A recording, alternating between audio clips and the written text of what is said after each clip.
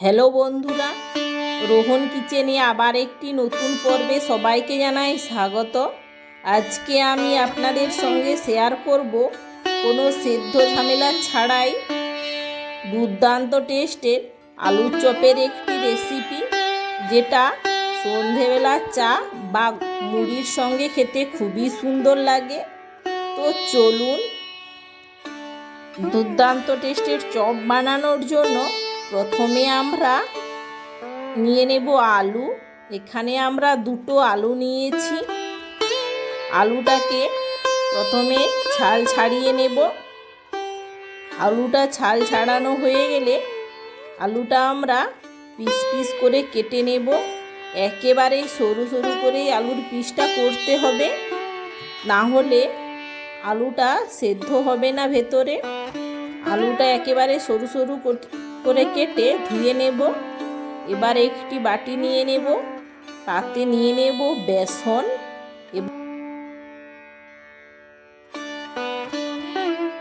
এবার দিয়ে দেব চালের গুঁড়ো, এবার দিয়ে দেব হলুদ পরিমাণ মতো, এবার দিয়ে দেব লাল লঙ্কার গুঁড়ো,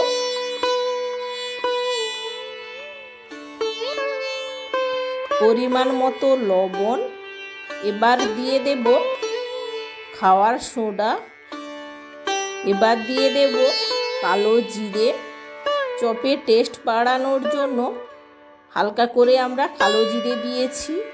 এবার আমরা সব উপকরণগুলো ভালো করে মাখিয়ে নেব। এইভাবে সব উপকরণগুলো ভালো করে মাখিয়ে নিতে হবে। এবার আমরা জল দিয়ে একটা বেসনের ব্যাটার তৈরি করে নেব।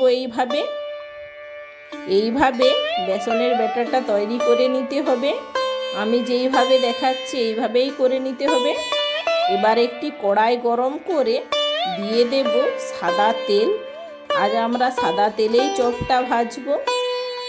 তেলটা গরম হয়ে গেলে একটি একটি আলু বেসনের ব্যাটারে ডুবিয়ে ছেড়ে দেব। এখানে গ্যাসের ফ্লেমটা মিডিয়াম টু লো আঁচে রাখতে হবে, যাতে ভেতরের আলুটা সেদ্ধ হয়।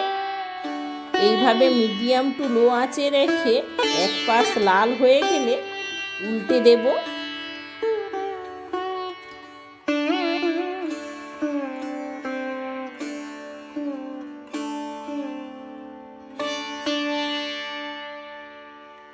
এইভাবে এক পাশ লাল হয়ে গেলে উল্টে পাল্টে দুই পাশে লাল লাল করে ভেজে নেব। এভাবে লাল লাল করে ভেজে নামিয়ে নেব। দেখো কত সুন্দর চপগুলো ভাজা হয়ে যাচ্ছে। এগুলো খেতেও কিন্তু খুবই সুন্দর লাগে। আপনারাও একবার হলেও বাড়িতে ট্রাই করে কমেন্ট করে জানাবেন কেমন হয়েছে। একইভাবে বাকি আলুর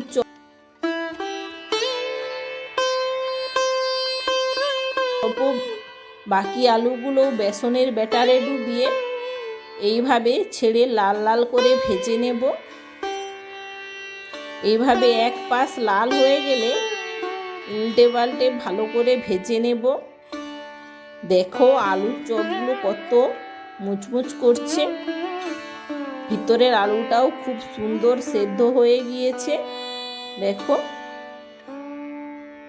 আপনারাও বাড়িতে একবার হলেও ট্রাই করে কমেন্ট করে জানাবেন কেমন হয়েছে। আজকের ভিডিওটি এখানেই শেষ করলাম। ভিডিওটি যদি ভালো লেগে থাকে অবশ্যই লাইক ও বেশি বেশি শেয়ার করে দেবেন।